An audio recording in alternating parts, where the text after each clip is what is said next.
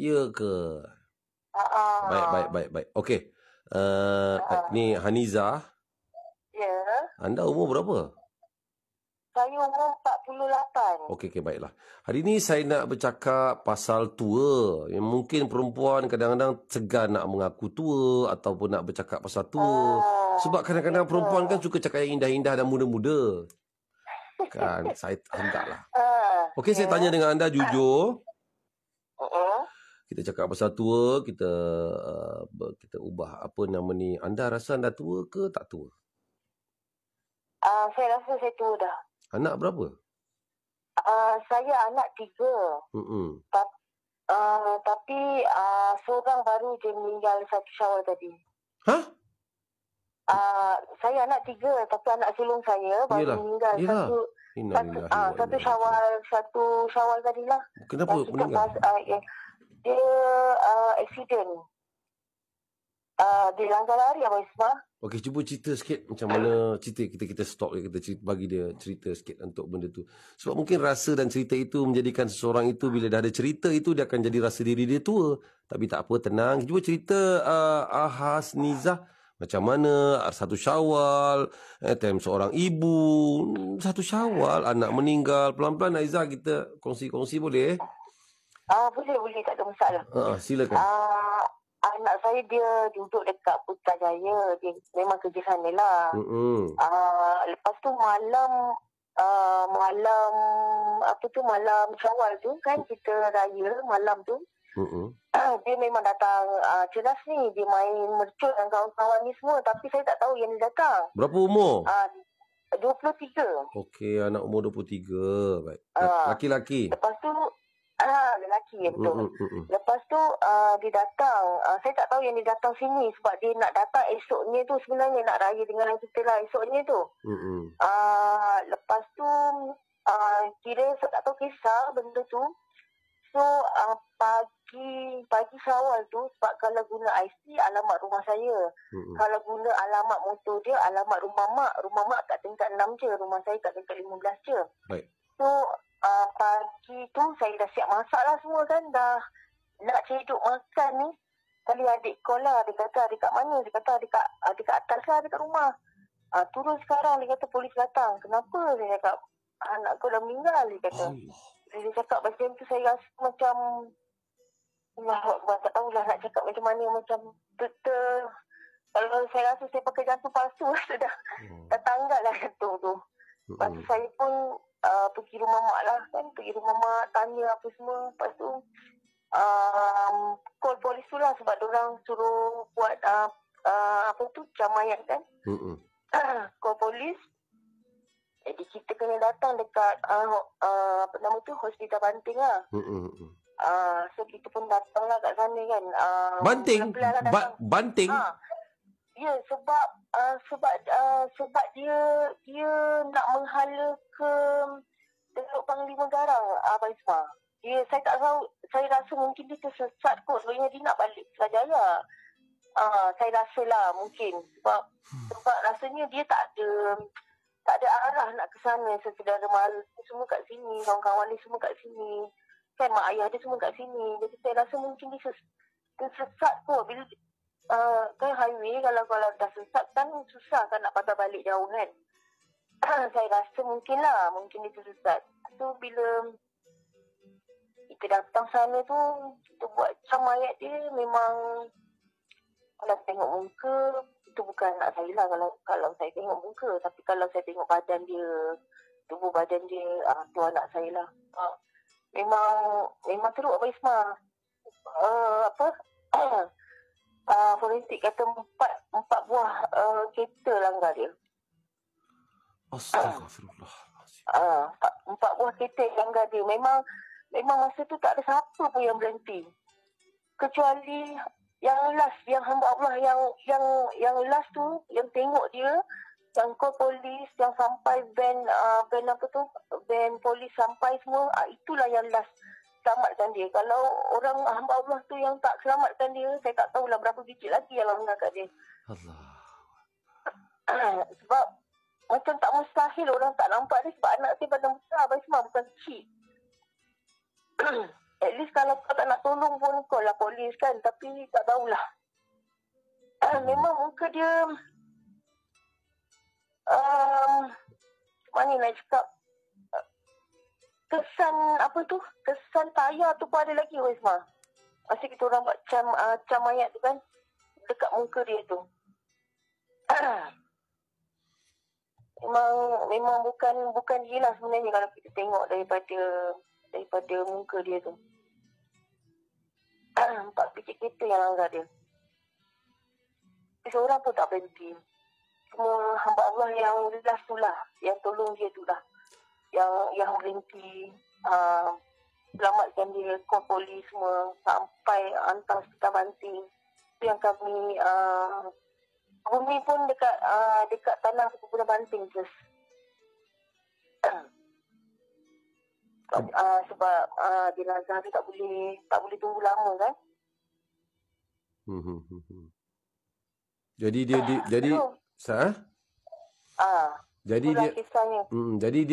bila dah sampai, okey, dah sampai betul jenazah tu raya pagi raya lah, maknanya pukul berapa raya? Raya pertama. Raya pertama. Masa polis bagi tahu tu dalam pukul kita lepas sembahyang raya. Masa polis bagi tahu tu kita lepas sembahyang raya. Masa dia cakap tu. Jadi kita pelan-pelan lah pergi dekat hospital sana nak buat macam mayat. Lepas tu siap semua kan, dia punya proses tu dalam pukul 4 jugalah, 4 petang. Lepas tu kebumikan dekat dalam 4 petang. Lepas tu sedikit macam ada masalah dekat sebenarnya kita orang punya penempatan perkuburan dekat tanah perkuburan Sakinah yang baru tu dekat Gombak tu. Sakinah Gombak. Macam mana? Sekali lagi. Sepatutnya kalau ikut betul di tanah perkuburan Sakinah Gombak di mana tu? Ada tanah perkuburan yang baru tu kat Taman Batu Muda. Taman yang Batu. Baru buat. Betul. Okey, faham. Lepas tu AJK surau tempat saya ni pergi sana lah. Kita buat pendaftaran semua. Lepas tu saya bagi daripada handphone lah kan, kita punya permit perkuburan tu kan. Lepas tu diorang tak nak terima. Diorang suruh kami hantar yang ori pergi dekat sana. Lepas tu saya cakap kita dekat Banting, jadi memang tak ada masa lah nak pergi hantar. Nanti kita datang sana kita terus bagi. So diorang tak nak terima benda tu. Ustaz kat sana pun dah cakap, pegawai yang mandi kat sana pun dah cakap, sebab mayat ni memang tak boleh tunggu lama, memang kena disegerakan. Diorang tak nak terima juga. Jadi saya sebagai ibu, saya keluar, saya doa banyak-banyak kat Tuhan. Saya cakap, ya Allah, saya kata ampunkan dosa anak saya. Sesungguhnya saya ibu dah ampunkan semua dosa-dosa dia. Saya minta sangat dekat Tuhan supaya Tuhan angkat doa saya. Sebab saya rasa sedih macam ada masalah kat situ. Pihak sana suruh saya tunggu lagi 1 hari untuk esoknya ke bumi. Lepas tu saya bayangkan, ya Allah Tuhanku, siksa ni dia. Saya kata, saya doa baik-baik kat Tuhan. Tapi Alhamdulillah lah, dalam 5 minit lepas tu ustaz yang mandi tadi panggil kami. Dia kata, Puan, kalau kita ke bumi kan dekat sini nak tak Puan? Lepas tu saya tanya dia, boleh ke Ustaz? Sebab saya bukan karya sini Ustaz. Lepas tu dia cakap, boleh Puan, boleh. Dia kata tak ada masalah sebab itu semua undang-undang dunia. Dia cakap, kita segerakan apa yang patut. Masya Allah. Lepas tu saya tanyalah semua ahli keluarga saya kat situ. Orang cakap setuju. Saya pun memang setuju lah. Saya kata tak apalah Ustaz, dah semua setuju. Kita segerakanlah apa yang sepatutnya. Jadi itu yang ke Banting ke buminya Abang Ismail. Faham. Masya Allah. Saya pun tak faham kenapa dekat sana macam merumitkan kita punya keadaan. Yelah, faham. Tapi Alhamdulillah lah. Alhamdulillah. Sana semua okey lah.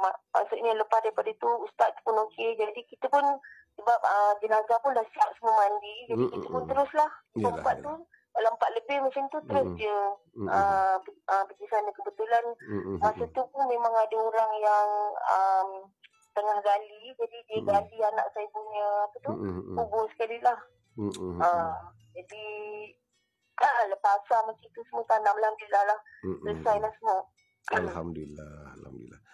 Baik. Okey, Puan Hanizah. Ya saya. Last kali nak tanyalah. Macam mana ya hati seorang ibu ya untuk menerima, redha, terima, dan saya rasa anda ni seorang yang kuatlah untuk menerima meninggalnya anak pada 1 Syawal. Apa kekuatan anda yang anda rasa ada pada ketika itu yang jadikan anda tabah, redha? 1 Syawal anak meninggal, silakan. Anak laki-laki pula tu, silakan. Dia benarnya macam ni, Bisma. Benda tu ialah kita memang akui kan jodoh, ajal, pertemuan, semua itu sebenarnya Allah punya rahsia kan. Tapi kadang-kadang bagi saya lah, kadang-kadang mungkin kita sebagai hamba Allah, kita sebagai manusia, kadang-kadang kita terlupa yang sebenarnya dia juga pinjaman Allah sebenarnya. Dia juga, ialah satu masa memang macam mana ya, bila dia lahir, memang Tuhan tu dah tulis dah dia punya ketentuan dia, mati dia kan. Jadi saya rasa mungkin kadang-kadang saya terlupa yang dia pun pinjaman Allah sebenarnya. Memang satu masa pun semua pasangan saya, anak-anak saya mungkin akan ditarik. Tapi itulah saya kena kuat. Saya kena kuat untuk anak-anak saya yang ada ni. Saya kena kuat untuk diri saya. Saya kena kuat untuk orang sekeliling saya. Sebab saya percaya yang kita sayang dia, tapi Allah lagi sayang dia. Itulah saya punya, orang kata, kekuatan dalam kekuatan. Sebab ialah betul.